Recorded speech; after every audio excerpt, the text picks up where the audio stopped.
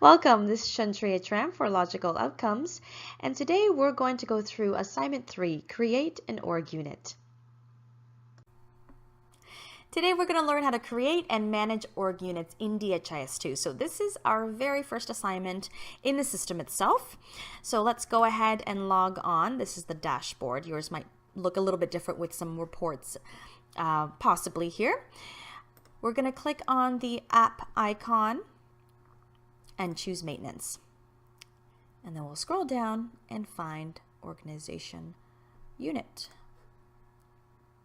Here's the management page. Some have already been created, and on the left hand column here you'll see organization unit group sets, and we'll go through a few of those in a little bit.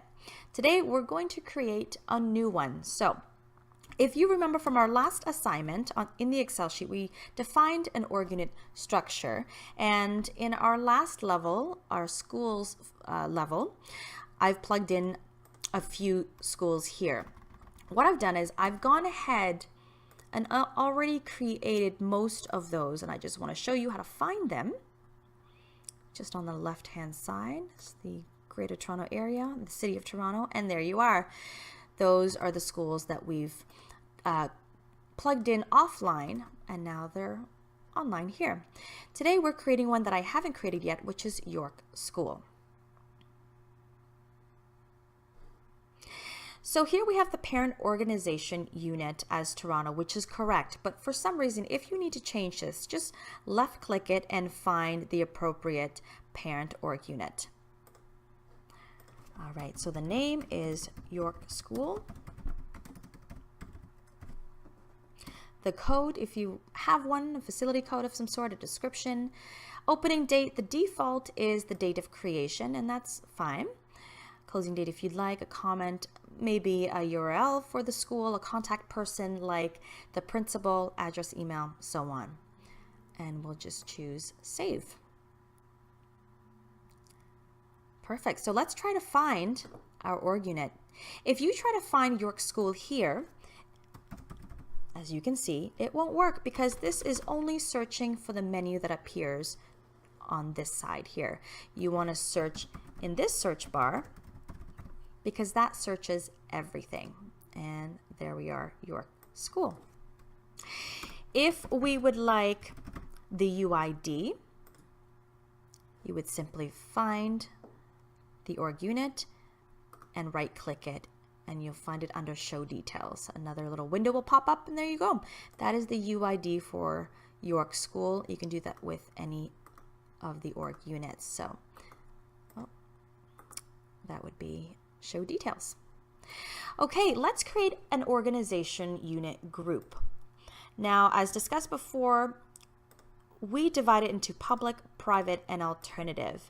And here we've already created a group for public schools. So today let's create a group for private schools. Click on the bottom right corner.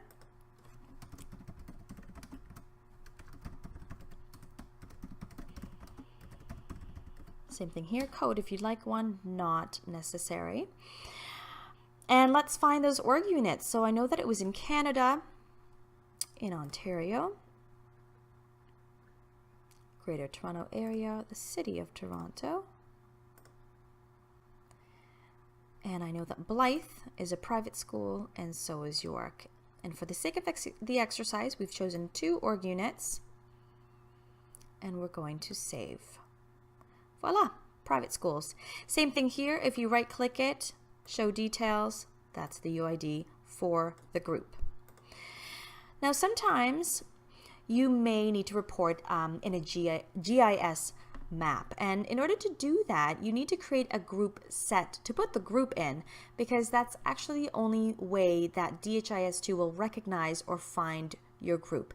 And sometimes the name of the group set is exactly the name as the group. And in this case, this is what's going to happen. So let's create a group set called private schools.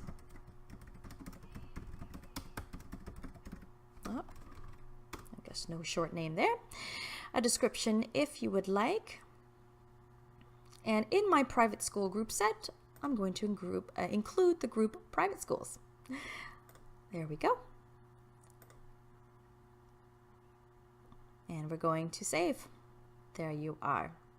Let's take a look at organization unit level. Now, when you first create your OrgUnit structure and you bring it over in a configuration sheet, for example, it will automatically create this board, this sheet here. But someone has gone in and renamed them, and this is exactly where you would do it. So originally you would have seen level 1, level 2, just like down here, level 6. But someone has gone in and renamed them so that it's just much easier.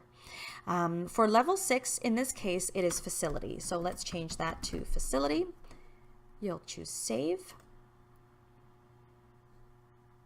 And done. There you are. So that's how you create an OrgUnit group, a group set, and that's how you name your levels or rename your levels. So go ahead, pick up your OrgUnit structure sheet template or your configuration sheet, and go ahead and create an OrgUnit, a group, and a group set. Thanks for joining us. You can reach us at info@logicaloutcomes.net or click right there on the screen to access the online curriculum.